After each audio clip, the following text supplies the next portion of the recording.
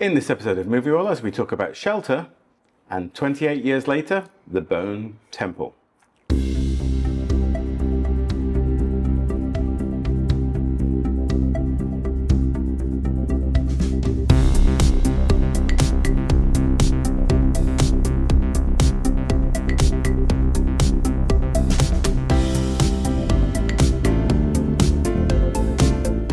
It's time for Moviewallas. Hi, this is Joe. Hi, it's Rashmi. And Yazdi as well. Moviewallas is your weekly dose of film reviews, movie news, and general banter in theatres, on DVD, online streaming, or in the back of an airplane. If you love the movies, this show is for you.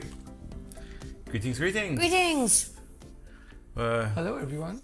If we look like we're wearing the same clothes as we were We in are. the last podcast, that's because we are. Because we've just These recorded. are bad times. That's right. None of us got. I love how Yazdi's still wearing his begonia t-shirt. He is very proudly. I am. Yeah, that did. It's in my top 5, but we'll talk about it. Yeah, Another next podcast. show. I was just going to say, yeah, we have a special coming up where we're going to talk about our thoughts on the you want to talk about 2026. No, please. I always ask this question every year. Are these the 2025 Oscars or are they 2026 Oscars? Or are they? They are the 2026 Oscars, which are celebrating the 2025 films. Okay. I think. That would make sense to me, but Yeah. I never know. So yes, we will Clearly you talk don't like that answer because you ask the question every year, so... It's because I don't listen.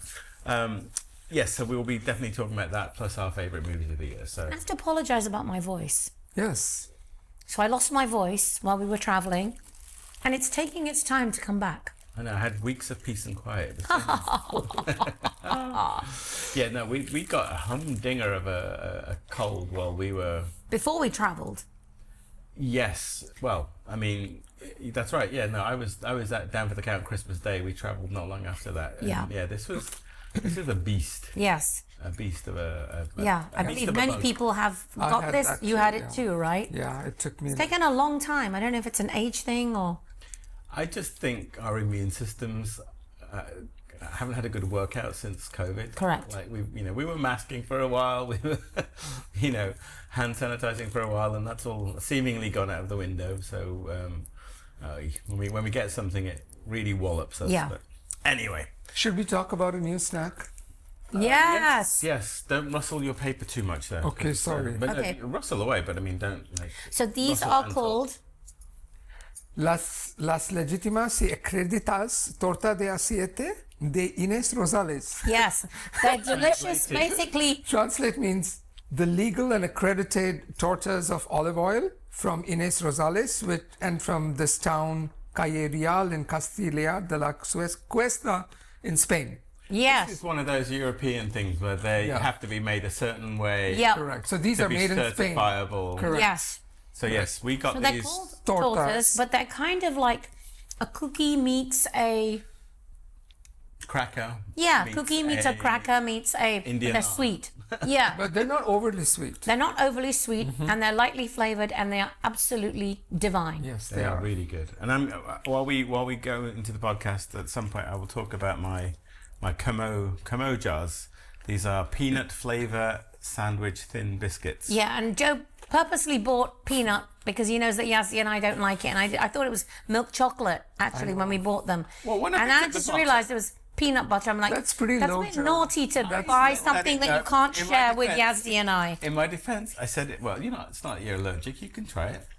But in the store, I was like, these look good, and you were like, ooh, yes, they do. Because I thought it was milk chocolate. There's a picture of a peanut on the box. I know, but my eyesight's not good, Joe. Clearly. You should Well, know this. all the more for me. Yeah, so that's why Yazdi and I are having the orange and lemon Yes. tortas, Yes, and Joe right. is going to enjoy his peanut butter things on his own. They're individually wrapped. Okay. That I do like about Asian snacks. Yes. Yeah, really, really. The nice thing about Asian snacks generally, Yes. They're very well packaged. they're very well packaged. For sure. All right. Do we have time Yes. to do Yes. a streaming Absolutely. pick? Yes. Why don't we do a streaming pick? Yes, Should I go first? yes, Because I'm not ready. yes. You go ahead. Oh, surprise.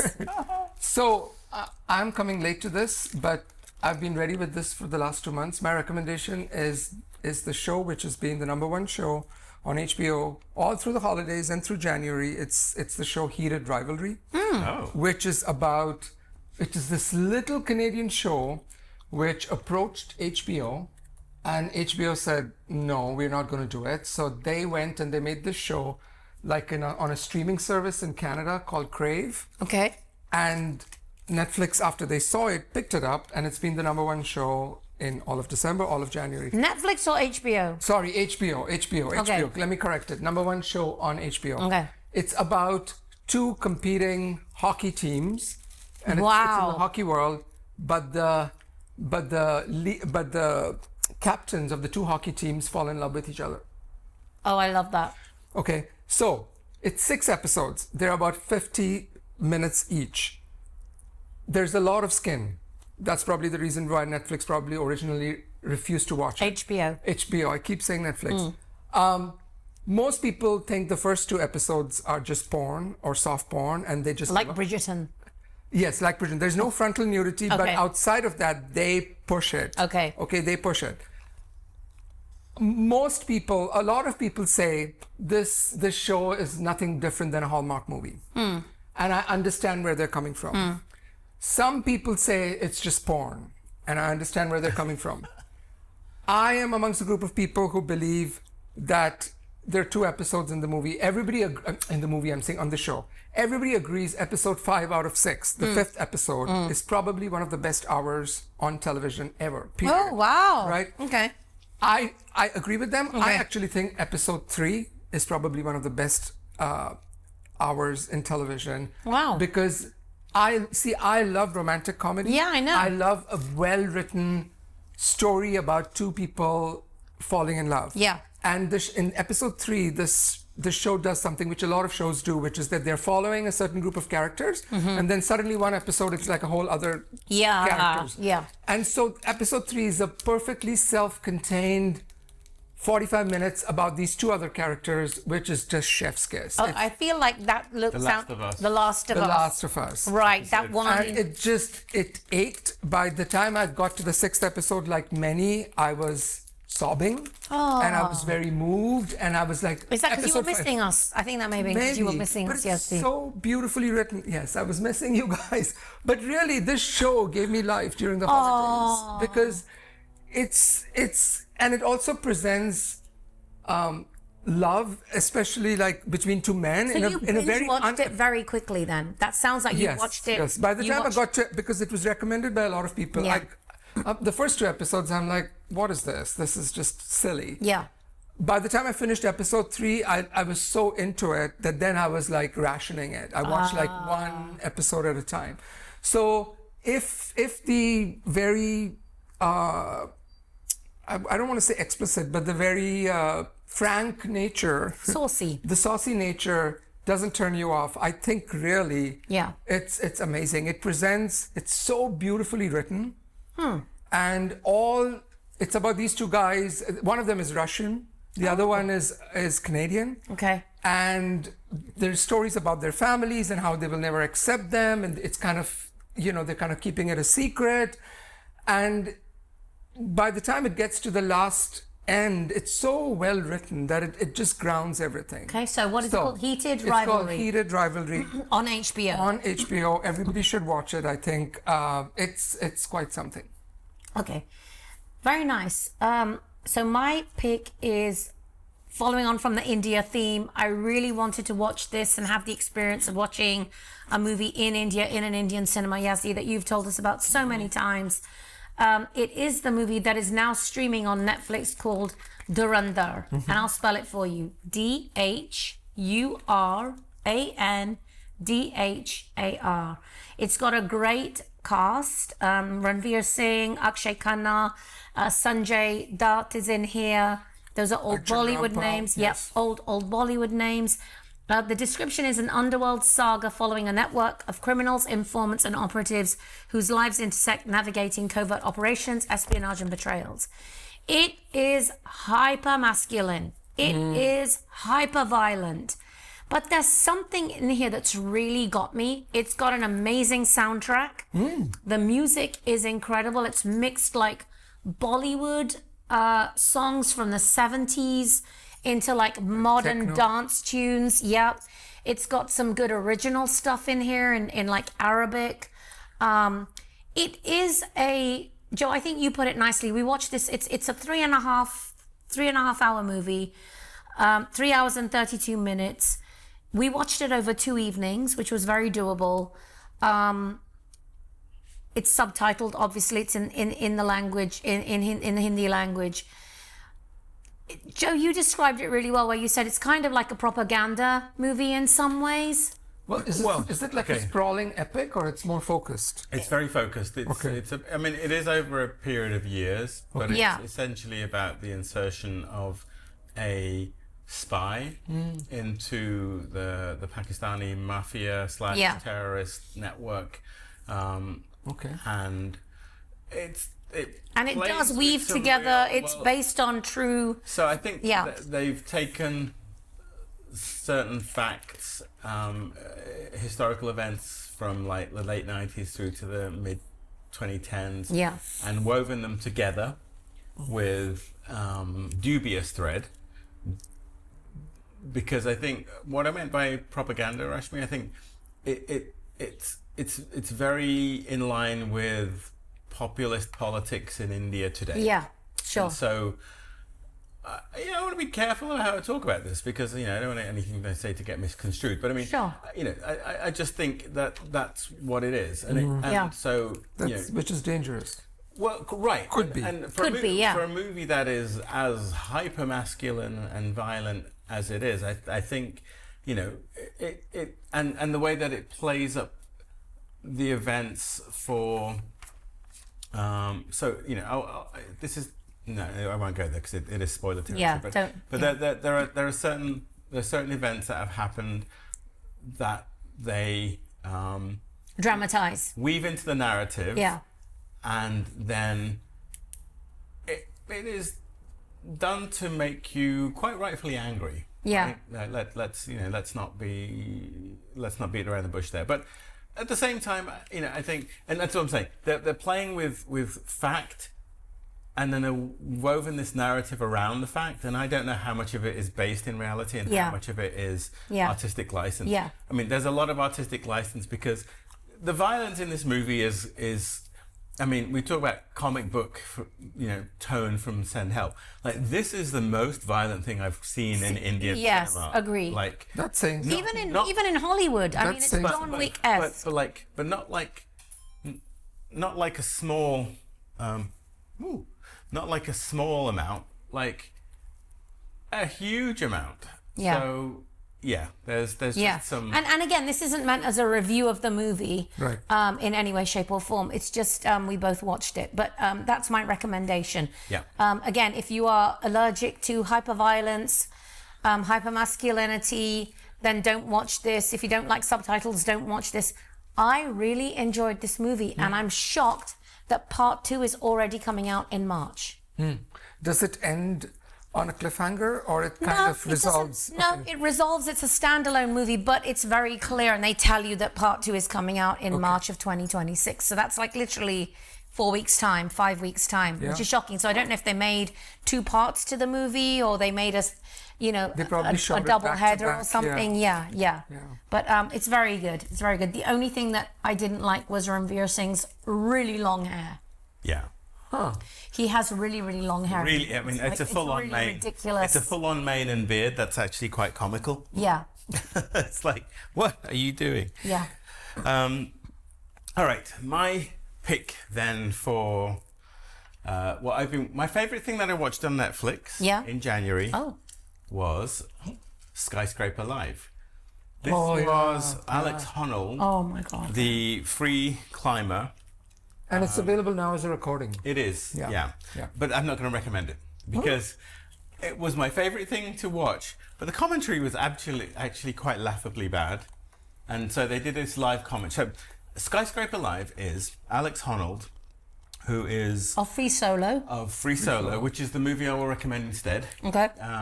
So don't watch Skyscraper Live, watch Free Solo. Okay. It's much more accomplished as a film watching experience. But Skyscraper Live is Alex Honnold attempting to climb Taipei's 101 building, one of the tallest buildings in the world, without ropes, without safety equipment. He starts on the sidewalk by the side of the building, and then he ascends all the way up. And this was streamed live on Netflix globally. And how long did it take him? The climb was about a couple. I think the climbing time was like around 90 minutes. So with some craft here and there, the actual viewing experience is 2 hours. I don't recommend. It would take me longer to climb the stairs in that building. Like, I mean, it's ridiculous. Anyway. I mean, he is an incredibly accomplished climber, right? So, you know, there's definitely did there have people in nets waiting for him downstairs? Did they? No, I'm serious.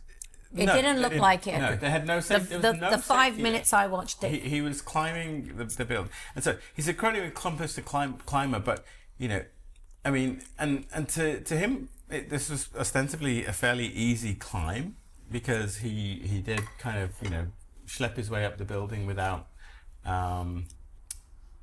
safety. Yeah. Anyway. Don't watch Skyscraper live because the whole point of that is that it was a live stream, and the tension for me, and honestly, when I say it was one of the best things I watched in January, Rashmi was out that evening. She was on a girls' night out. I was at home alone. I was standing, and I'm pointing over there because that's where our TV is. I was standing up off the couch at the TV saying, dude, like... Don't die. No, like, because he kept doing that, like... There are a couple of points where he gets a choice to do something difficult or something easy. He does the difficult thing. And I was like, you have proven to me that you're like amazing. Yeah. Now, get off the side of that sheet metal thing that with one slip could cost you your life, because it was live, right? Yeah. I was like screaming at the TV. But as a watching experience, again, rewatch it if you want, but a lot of the tension and the abysmal commentary, a lot of people have spoken about the commentary, which was kind of laughably bad, because Was it just one person or many people? It was a couple of people, Okay. but they were, I think they were trying to talk up the drama, which you didn't need to do. And I'm no expert on climbing at all, but I've seen a couple of climbing documentaries. I wanted, if you're gonna go into like technical stuff, like talk technical stuff, don't like bring it down for like Saturday morning TV, right? Like that's kind of how they were talking about the danger, the absolute peril. And Mark Rober, who's a famous YouTuber there, he's a great YouTube personality, but I don't think he was the right choice for narrating this thing. But watch Free Solo if you haven't seen it. Which is great. We've all seen it. We won, I think, the Oscar for Best Documentary like 4 or 5 years ago. We watched it at Tribeca with Alex Honnold in the crowd, and it was, again, if you get vertigo, it's not a great choice, but it was really fun to watch. So, let's recap our choices. Yazdi, you picked... Heated Rivalry on HBO. Rashmi, yours was... Dhurandhar on Netflix. And mine is Skyscraper Live, not really, Free Solo. Very good. Okay. All right, let's get into our movie reviews. Okay, so I'll get us started with the movie Shelter. I think there have been at least 8 other movies with the same title, but this is Shelter, which is released in 2026. It is directed by this individual who apparently has made lots of movies before. I haven't heard of him, but he directed Angel Has Fallen. He directed Kandahar, which I really liked. I don't know if he directed Greenland. His name is Rick Roman Waugh. How do you pronounce Waugh? Yeah, wow. The way you said it. The way you said it, yeah. Okay, so it's written by Ward Perry, and the one-liner for the movie is: a recluse on a remote Scottish island rescues a girl from the sea, unleashing a perilous sequence of events that culminate in an attack on his home, compelling him to face his turbulent history. I think if this movie is known for anything, it's known for being a vehicle for Jason Statham. And then Jason Statham. I know who he is. He's I know. bald. I've seen many of his movies. I know. I thought it was Stratham. No, Statham. Okay. Harriet Walter I presume plays the female interest. But Bill Nighy is here, who is always welcome, as is Naomi Ackie, who is in so many good movies. And we saw her last as the lead in, what was that movie with Channing Tatum on an island? Oh, the one that Zoe Kravitz directed. Yeah, I'll find it. So anyway, we saw her last there, and so I couldn't make this screening because I had gone for a dinner, but I know that you both saw it, as did our friends Alison and Toby. Yes, who are listeners of the podcast. Yes.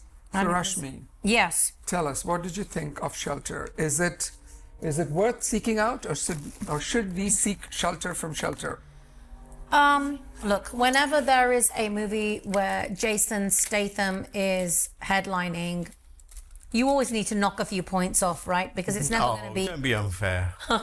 Don't be unfair. No, but it's not going to be peace and war. It's not going to be, it's not war and peace. It's going to be a Jason Statham movie, and this is exactly what it is what it says on the box. It's a Jason Statham movie. It's absolutely fun. It's a fun ride. If you start to look too closely, it's going to fall apart. It's got a lot of holes in it, but it's a super fun Friday night decompress as far as I'm concerned. Okay. That movie with Naomi Ackie is Blink Twice. Yes, I was just looking it up. Yes. All right. So, I mean, here's the thing. I agree with you, Rashmi. I think this as a piece of cerebral entertainment is sorely lacking. But I mean, you don't go to see Jason Statham for that. You go there to see action.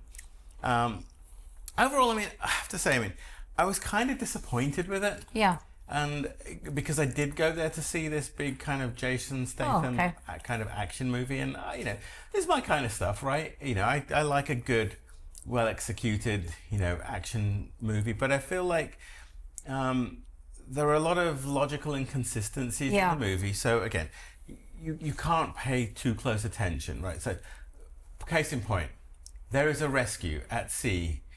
Jason Statham dives into the water and he rescues somebody, and then he's in the boat administering CPR seconds later in a completely dry sweater. Like I didn't even notice that. I did notice that, and there's the problem right there. Right. Like, why am I noticing that? I shouldn't care about that, right? The drama and the moment should be, Instead, I'm kind of pinpointing these little things in my mind. Now, it just feels, the whole thing feels very derivative. No, it feels very first-time director. Yeah, right. Even though it's not. There are some missteps. Yeah. In terms of how the movie is put together, and again, those things can be forgiven if the story is compelling and narratively interesting. I don't think this quite had my interest enough. So this isn't a bad Jason Statham movie. This just is a somewhat disappointing, middle range. Not Crank. I love Crank.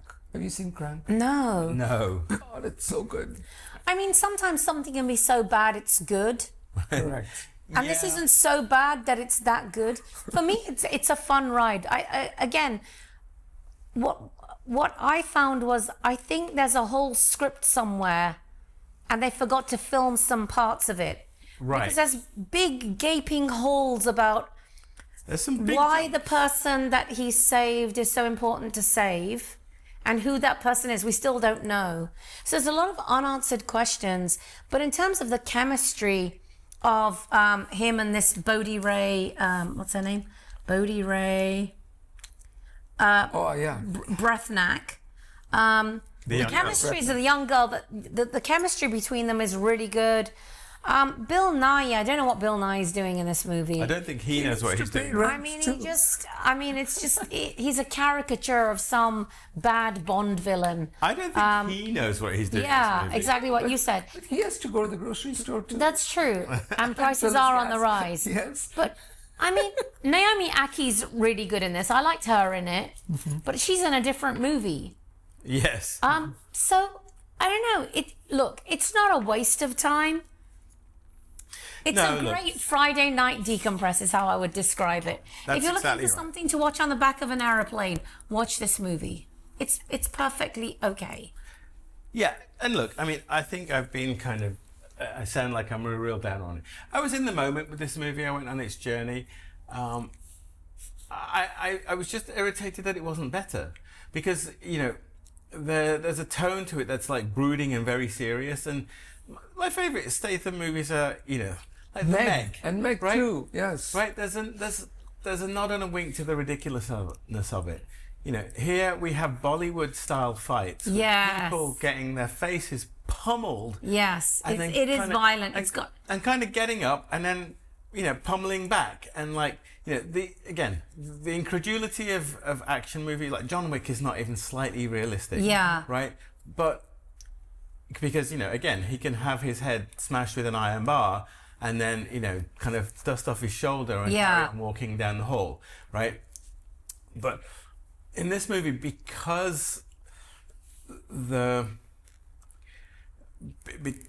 because frankly it wasn't good enough, like those things end up being like, oh come on. Yeah. Too many of those kind of moments for me. It does feel a little derivative of like John Wick meets Bourne Identity, but those are such good movies. This isn't as good a movie as those. Yeah. And our dear friend Alison was laughing about the time it took to drive from Scotland to London, which he does in like a 4-hour period. Yeah. Okay. So it's just again that it's incredulous.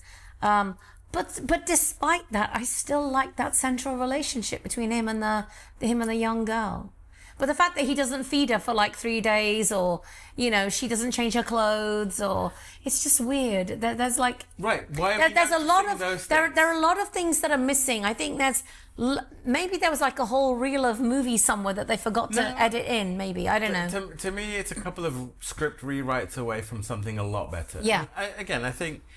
None of this is particularly original. None of this is particularly. It's a Jason Statham movie. But I feel like it could do better. Could do better. Right, the work wasn't put Should do in better. to tighten up those loose Yeah, ends, and yeah. and it was clearly made at maybe like some budget pressure or time they needed to do reshoots, they couldn't, so they're assembling what they have.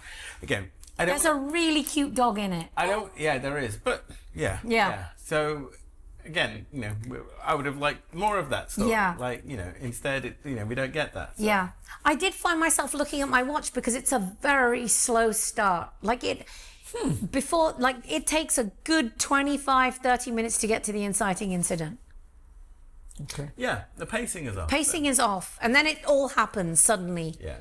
So, okay, we can sum this up. It's 64% on Yeah. for critics and 89% for audience. Yeah, I'm going to be one of the bar humbug critics. I'll Yeah. give you my score. Go 6 ahead. out of 10, Yeah. which is exactly in line with Yep. us. I just wanted it to be better because I think there is a wonderful movie in here somewhere. This the premise of why he is the loner he is, as that becomes revealed, is really interesting. It's Very. and it's relevant in terms of it's a modern day type spy espionage type thing, but you don't buy it. If you don't buy it, Rashmi. Yeah, exactly. 6 out of 10. Okay. It's perfectly fine. Serviceable. Yeah. Okay. Yeah. We won't be talking about this time next year. We will not. We won't even remember the title. Or anytime this year. Anytime more. Yeah. Okay. Yeah. Our friends Okay. should chime in too. Yes, I will. Yeah. Yes. Yeah. I think one loved it, and one was like, "Oh God, what did I watch?" Yeah. Yeah, I think we have an audience and a critic. Yeah. In terms of Yeah. in terms of their response. But one is a super fan of Jason Statham. Correct. Yeah. So I think that helps. Again, if you love Jason Statham, go watch this movie. Yeah. On to better things, hopefully, Yazdi. There's 28 years later, Oh, The yes. Bone Temple. Now, I'm shocked this one came out so quickly because it feels like literally last month or 2 months ago that we saw. It was early 28. last year. Early. I think it was in the first quarter. Was I can it? check. I feel like it was summer. Before we go there, can I just Yes. say these Kambodjas are delicious. Are they? Well, we like Are them. they very peanutty? It's Yeah. it's okay. kind of like it's like a cookie with peanut butter in the middle. Oh, no. I might ask you to give me. Yeah. Okay. Live from now.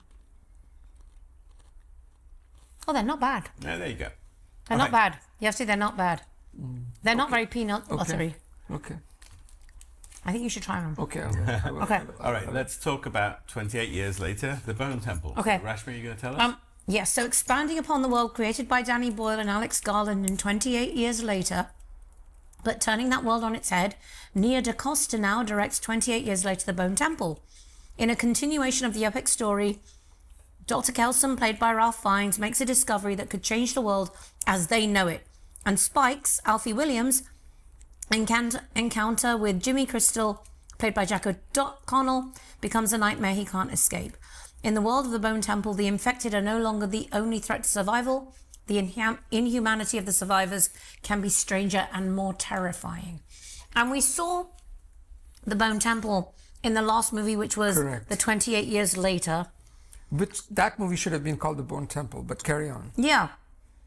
Yazdi, again, you were the only one of us that saw this. Yeah, so Alex Garland has written every version of 28 days, weeks, years later, and this is his latest one. It was very obvious. I think so I did check. The first part, 28 years later, was released in June of 2025. Okay, so it feels like 6 months. Yeah. Less than 6 months here. And it's interesting, the previous one, that one was directed by Danny Boyle, and it's had all the Danny Boyleisms. Yeah. And I wasn't the biggest fan of it, but I liked the movie. I know you guys liked it a lot more.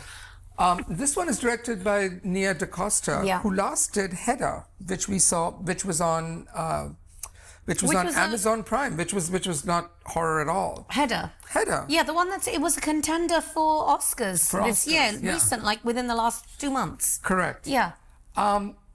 So here's what I will say: the score, the Tomatometer score for this movie is 92% for critics and 88% for the audience. I probably belong in the 8%. I'll tell you why. I think this is a very and well... the 8% who don't like it. Who don't like it. And I'll tell you exactly why I didn't like it. So you may like it.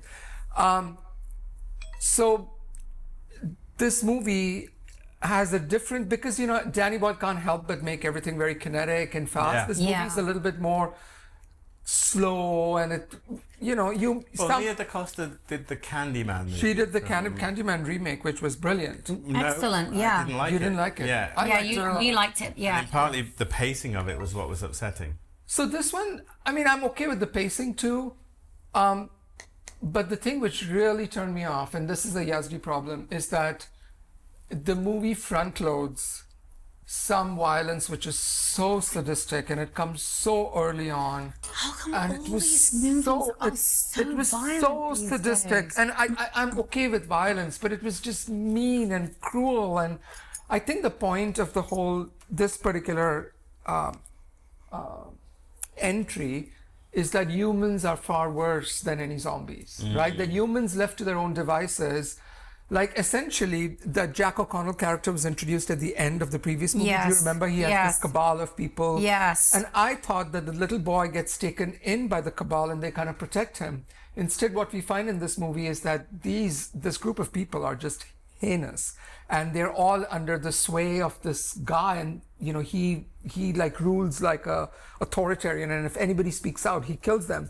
But the worst thing is they go around capturing people and tormenting them and hanging them and cutting open their heads, scalping them and eating their brains, and it's all this nonsense. And I was like, I was so turned off by the violence of it, and it seemed so unnecessary that it just yanked me out of the movie, and then I couldn't get back into it. Right. So I think if you have a higher threshold for this kind of violence, then maybe you'll do better. I think Ralph Fiennes is excellent in this movie. He was in the previous one as well. There's a thing in this movie where, and I don't remember if this was in the earlier part of the movie, where he has jerry-rigged a turntable, which doesn't need electricity. It can be cranked. Oh, that's right, yeah. And then he plays these 80s songs, and he's like, while he's working on it. So I love that, he plays 80s songs, and then the climax is also based on an 80s song. There is a bit about, sorry, I'm rambling, but I'll stop in a minute. No. There is a bit about, remember in the first movie, there was this super zombie? Yes. Yes. In the train? Yes. Yeah. Who's just insane, right? And got pregnant. No, there was... Correct. Yes. So he develops a mentor relationship with the super zombie, and the super zombie almost starts becoming human. And I kind of was understanding. I think this movie is trying to say that humans can prevail against their worst instincts. But it just didn't add up for me. I was just so turned off. I was like, I don't want to watch this. This is just, yeah. So that's my reaction, though. I think most people really like it. It's well put together. And then this is the other thing which kind of was a negative against the movie is because the 28, so they're rebooting the franchise but 28 years later, right, which we saw last year. It was very obvious from the last 5 minutes of the movie that a sequel's coming.